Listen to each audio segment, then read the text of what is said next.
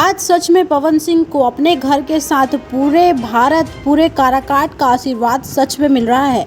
पवन सिंह की पत्नी, पवन सिंह की मां साथ में देखी गई हैं काराकाट में। पवन सिंह का आज नामांकन है, जिसमें पवन सिंह की पत्नी ज्योति सिंह और पवन सिंह की मां दोनों ही आई हुई हैं, जिसकी फोटोज मैं आपको दिखा रही हूँ।